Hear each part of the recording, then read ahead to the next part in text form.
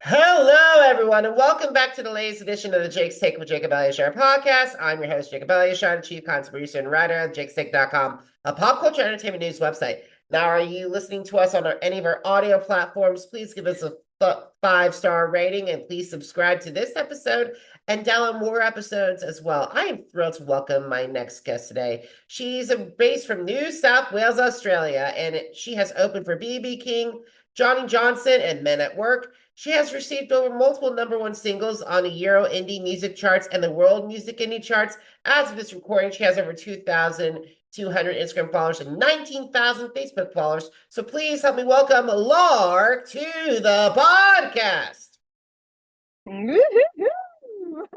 Thank you so much for having me. I'm so happy to be here. Lark, it's a privilege to have you here. And like you're as of this recording, you're visiting the United States. So I'm so grateful to have a chance to talk to you while you're visiting my home country. Well, I'm so grateful to you for having me on your show. So thank you so much. It's wonderful.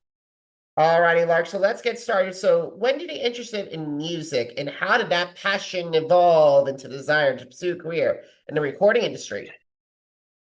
Oh, look, ever since I was a young child, my very, very first artist I think my first tape, like cassette that I ever got was Madonna's original album. And I pretty much wore that thing out. I had that playing all the time, everywhere on my Walkman, and also Olivia Newton-John's Let's Get Physical album. And as soon as I heard those, and I had ABBA's album as well, something just clicked in me, and I was like, oh, I want to do what they're doing. And from that point on, I was like, this is all I want to do with my life, ever. So, yeah, it was like putting on concerts at school by myself, and my mum would make me little headbands and little outfits and, putting on concerts for my friends in my lunch breaks. And then as soon as I was out of school, I joined my first band and, was a full-time musician and for many, many, many years. And then, I had all of these people dancing around and having so much fun, when I was on stage singing along to other people's songs. And I'm like, I want them to be singing along to my songs. So then I started making my own music. And I am just in the best place in my life right now. I'm absolutely loving it so much. That's amazing. You picked some really good people. Madonna, ABBA, Lady Olivia Newton-John, the Trinity of Pop. Oh, absolutely. And I pay homage to them in my Stars music video as well. So I love it. Absolutely, absolutely. So we're not here to talk about you, about them. So let's continue. So let's continue to talk about the artists that influence your sound. So I know that you grew up listening to Madonna and also with ABBA and also with Olivia Newton-John. But in addition to those three, were there any other artists that influenced you? Oh, absolutely. So Kiss and Meatloaf were massive influences as well. Like that glam rock. Oh, I love it. And I think Kiss was where I just got my flamboyance from and my glitter and my stage shows and all of that kind of stuff. And they just wrote the most, they're a rock band, but they just wrote the most incredible pop songs, and the formulas to their songs are very, very close to the formulas for other pop music as well. So they were a really big influence for me too. That's amazing. Actually got to see Kiss when they were on a legendary David Letterman's talk show and a couple years ago. Oh, amazing. I've seen them in concert twice. Where I grew up in North Australia, we never really got many touring artists. And then I moved to Sydney and I was just going to every concert I could, and Kids came twice and I went both times. It was amazing. Besides the standards, so I want to rock and roll all night long. I gotta say, I love Hide Your Heart and Hell or Hallelujah. Oh, yes. I love it. I love it. Detroit Rock City has got like, in my cup when I was playing covers, at the end of all my cover songs, I'd always put like a Kiss riff to end songs off, and they just ended things off perfectly. So Detroit Rock City was a big one. That was a big riff, and Love Gun that we would use as well. It was great. Absolutely, absolutely. So, in addition to those artists, but however, you actually got to open for several music icons, including the late B.B. King and Johnny Johnson. So, what were some of the lessons that you learned from them that helped you grow as a performer? Oh, look, so I had a residency in a blues bar in Cairns for many, many years, and they got the most incredible blues artists through there. And the late B.B. King and Johnny Johnson came through, it would have been 1998 or 1999. And they were the most professional, confident in themselves. Uh, they were just mesmerizing to watch on stage, but they were also so humble and so lovely when I met them. And I was just like, you know what? It's that getting up there, they just owned the stage. They didn't even have to do anything. It was just the confidence that they exuded, and their professionalism and their humility was amazing. And I just learned so much from them. Being a very, very, very young artist, it was all kind of full of, beans and ready to go. And it was just seeing these incredible seasoned, legends up on stage. Something just clicked in me, and I was like, oh, I've got to aspire to that. I have to aspire to that. Absolutely. And it must have been a huge thrill to see BB perform The Thrill Is Gone on Lucille.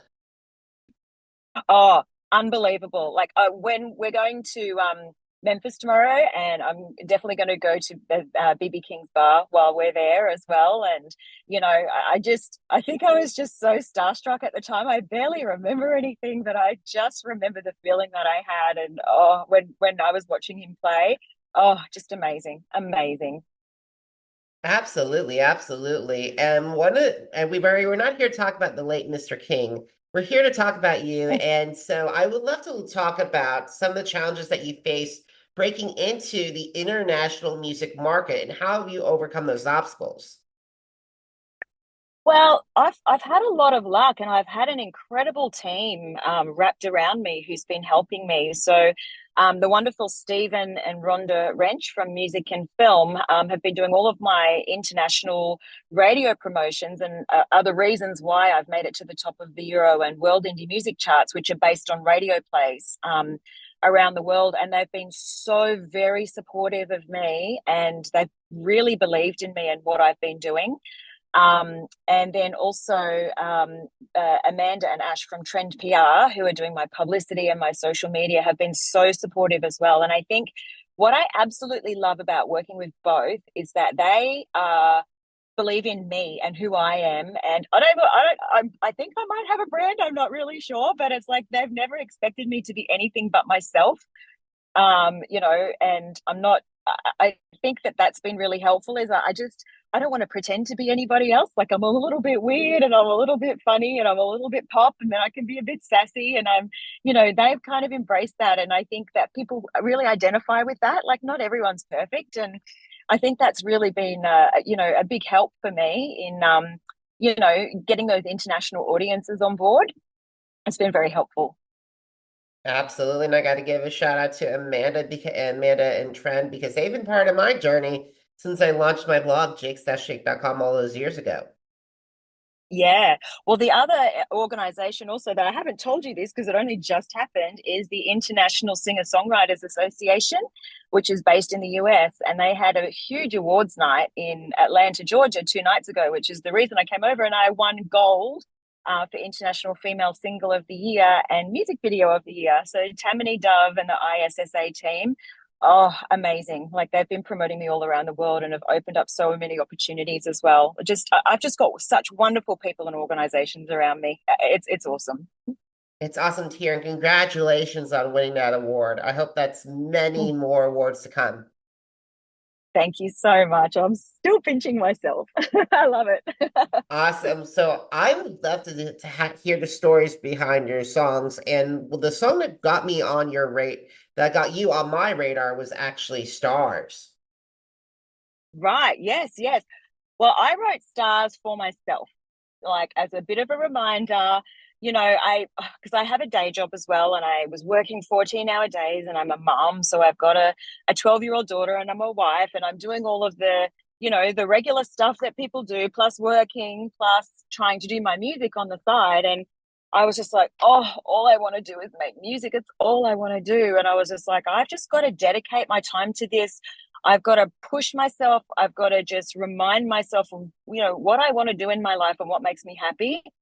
And then I was actually partially inspired by the nominations for the International Singer-Songwriters Association Awards. And I'm like, just shoot for the stars, girl. Let's do this. And it was kind of like a motivational song for myself to remember, what's really important in life. Absolutely, absolutely. It's very important to have that. So the next song I want to talk to you about is All I Want Is You. As of this recording, it has over 23,500 Spotify streams. Woo-hoo-hoo! And it's number one for the fourth time on the Euro Indie Music Chart. OMG. I love that song. I wrote that song for, sorry, go. Oh, that's amazing. That's amazing. Let's continue the story. Yeah, so my husband, he's a driver, like he works in transport and he goes across the country a lot. And I was just sitting there when I was like, oh, I miss you so much. You just got to come home. I can't wait. I just get home. So I was like, oh, I think there might be a song here. And it just flowed out of me so quickly. This song is for him. And I may have been listening and watching the Fast and the Furious and had that in my mind when I wrote this song. And I really wanted it to invoke that feeling of driving and just that desperation to get to somebody that you love. And so this song's really near and dear to my heart. And I have to say, it's his favorite song because it's about him. And it's really funny when he's driving home. I'm like, do you play my song when you're on the way home? And he said, yes. And I'm like, yeah. So it's very special to me. And I really hope that other artists, then their respective significant others, play their songs that their artist wrote about them on their way home, because I think that would be that's phenomenal. Yeah, and it's funny, every time I play it in the car, I picture him driving home, and I'm like, you better be listening to this right now. Awesome. I want to talk about good energy, because as of this recording, it has over 44,300 Spotify streams. Yoo-hoo! Oh, yeah. So, Good Energy is the song that I won Music Video of the Year and Single of the Year for at the awards show a couple of nights ago. So we moved about 2 hours north of Sydney 2.5 years ago. And we went from the rat race and we went from this, tiny little apartment to paradise. So we've got the largest saltwater lake in the Southern Hemisphere on one side of us. And we've got beautiful, pristine beaches on the other side of us. And I just felt my whole soul had been cleansed.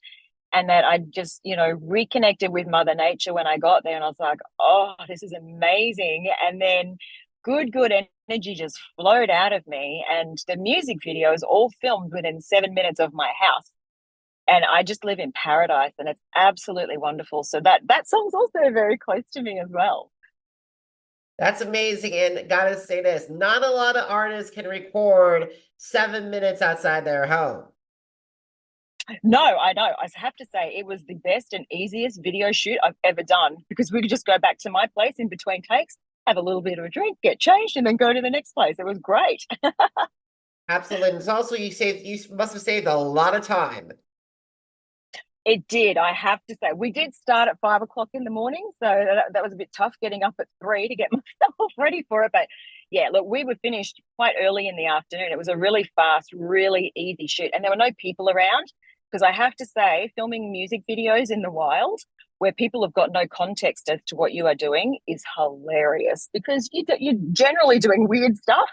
There was one scene there, and there were so many people around, and I really needed it to look like there was no one there. And I didn't even say anything. They all stood back and waited till I was finished. And I was like, oh, bless you. Thank you so much. So yeah, it went really well. It was fantastic. And I bet now you feel like, okay, now what Jennifer Aniston, Jennifer Lawrence, and Jennifer Lopez and Nicole Kidman feel like when they are dealing with a crowd of people watching them film. Oh, absolutely. Yeah, for sure. Because a lot of the times when I filmed in public, it's it's weird. It feels weird. Absolutely. I totally understand that. Same here when I try to do my Instagram stories. Yeah, definitely. Alrighty, the final song I want to talk to you about is "I'm With You." It's the radio edit version, and as of this recording of this podcast, It has over 91,300 Spotify streams. Oh, I love that song. So I wrote that song for my daughter. At the time, I think she was 10, or going on 11. And I was like, I really want to write a song for, for my daughter that she'll have something from me forever to know that, I'm always with her no matter what she does, no matter where she goes in life. Even long after I'm gone, I will always be with her. And I started writing the lyrics with her in mind. And then as I was getting through and I got to the end, I was like, oh my goodness, because I lost both my parents a few years ago. And I was like, this is everything that my parents wanted for me. And I cried for about 2 days straight. It was a real awakening in that song. And I was like, this song is all that any parent wants for their child. So, my daughter appears in the music video for this as well. And I think she might think I'm a little bit uncool at the moment, but when she gets older, I think this is something really special that I've written for her. And I think she'll appreciate it when she gets a bit older. Absolutely, absolutely. I think a lot of people, a lot of us, when we were younger, we didn't think that having a song written by our folks was cool. But I think she'll have the understanding when she'll appreciate it when she's in her 20s, 30s, and 40s, I think. Oh, look, I think so too. And the song is all about, I want her to be a strong woman. I don't want to put the fire out. I want to support her to make her own decisions. And it's really difficult when I just need her to clean her room and do her chores to be promoting that. Fight the power, stand on your own 2 feet, but please just go and clean your room for your mother right now. Absolutely, especially if you're having some VIP company over. Oh, that's it, exactly. So don't stand up for yourself. Just do it, stand up for yourself in boardrooms, but at home, clean your room. Absolutely, because you're not charging her rent too. No, that's it, exactly. Exactly. I like that. I'll tell her that. Awesome. So I would love to hear about your dream collaborators, the singers, the songwriters, musicians, and producers, and how would they enhance your sound? Oh my gosh, I don't even have to think about this. Number one is Max Martin, he's written for the Backstreet Boys, Britney Spears, The Weeknd. Like, he is like the top-notch pop songwriter. I absolutely love all of his work. And I'm really getting into Empire of the Sun at the moment, who are an Australian band, and they've been on hiatus for a really long time. But I don't know what they're putting in their music, but it comes on, and I'm like, oh, I've got to play it on repeat 10 or 11 times over.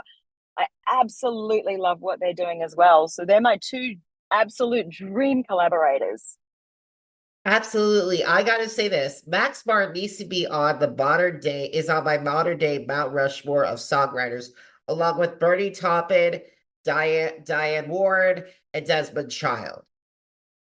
Oh, I like it. I like your Mount Rushmore of songwriting. That is fantastic. Good, good. Absolutely. And I love the Pirate of Sun. I really wanted to have them on the podcast. Their new album was spectacular. Oh, I know, I know. So and every time they bring out a song, I'm just like, "Oh, I don't know what they're putting in that music, if it's some special frequency or something, but it sings to me. Oh, they're just wonderful. And I kind of wish they were in Kansas City, but like I was looking at their tours across America, and they're not in Kansas City. I'm like, come on, guys, please bless Kansas City with Yeah. your presence because we would love to pick that good energy. Oh, absolutely. Well, listen, fingers crossed, let's manifest it. Manifest, manifest. Absolutely, absolutely, absolutely. So we got to start writing down our conversation. So beside of Instagram and Facebook, what are some of your other favorite social media platforms to interact with your fans? I have just started on TikTok and it is my spirit animal. I've only got about 36 followers so far. I haven't been able to crack it, but oh my gosh, I am loving making all of the videos and all of the trends. I'm obsessed. And I think that platform was built especially for me. So hopefully if anyone can follow me on TikTok, that would be amazing. That's my new favorite platform. And I also love YouTube. I love going on there because that's where all my music videos live. And I need to spend a bit more time on YouTube as well. But yeah, TikTok's my new jam. I'm still trying to figure out TikTok as well. It's been very, I also have a small following, like 61 people, so I'm very slowly but surely. So alrighty, Lark, last question. Are you ready? I'm ready. I'm ready. Okay, Lark, where can my audience find your music? Oh my goodness. So if you go to my website, which is www.lark.com.au, all roads will lead to me. So you can listen to my music on Spotify, Apple Music. You can catch me on Instagram at LarkPop, LarkPop. Yeah, LarkPop, I think it is. And on Facebook at LarkPop Music. I'm on TikTok as Lark Music Zero. I am everywhere where there is music and on YouTube as well. Catch my music videos on YouTube too. Awesome, Lark. So, guys, if you missed an episode of the Jake's Take with Jacob Elyachar podcast, visit our channels on Amazon Music, Apple Podcasts, iHeart, Spotify, and Spreaker. Jake's Take with Jacob Elyachar, JACOBELYACHAR. Now, are you on social media? Because I'm on social media too.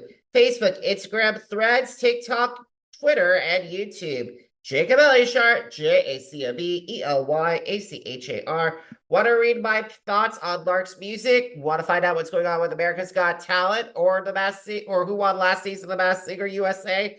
Visit jakes-shake.com. Once again, jakes-shake.com.